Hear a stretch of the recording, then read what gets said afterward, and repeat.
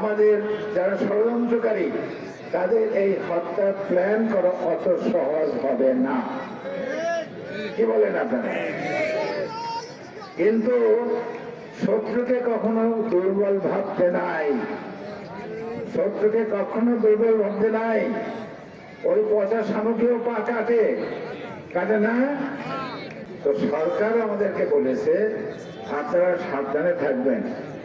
এলাকায় যদি আপনারা নতুন লোক দেখেন, জিজ্ঞেস করবেন, খোঁজ নেবেন, উনি কে, কোথা থেকে আসছে, কেন আসছে, কার কাছে আসছে, ওনার কাজ কি এখানে। তারপরে যদি দেখেন মাস্ক পরে লোক ঘোরাফেরা করছে, খোঁজ নেবেন। যদি দেখেন হেলমেট পরে ওই হেলমেট বাহিনী টাইপ লোকজন ঘোরাফেরা করতেছেন, খোঁজ নেবেন।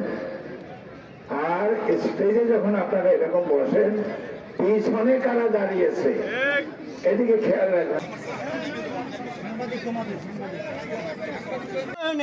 নিজে সে রাস্তায় হাটে ঘাটে ময়দানে ধানের শীষ নিয়ে ঘুরতেছে, ধানের শীষের পোশাক পরে সে প্রত্যেকটা মিটিং মিছিলে অংশগ্রহণ করে।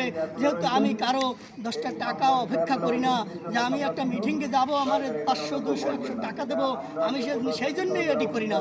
আমি বিএনপিকে ভালোবাসি, এই ধানের শীষকে ভালোবাসি বিধায় আমি এই প্রোগ্রাম করি।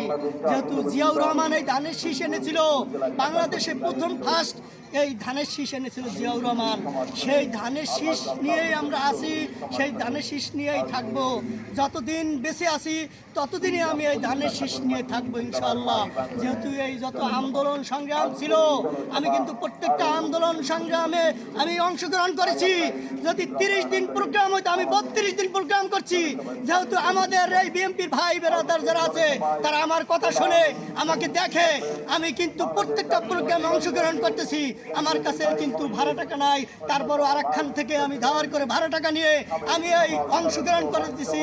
যেহেতু আমি বিএনপির যখন প্রোগ্রাম শুনি তখন আমার আর থাকতে ইচ্ছা করে না, আমি তখনই ওইখানে দৌড়ে যাই যে আমি বিএনপির প্রোগ্রামে কোন সোম যাব সেই অপেক্ষায় থাকি ইনশাআল্লাহ।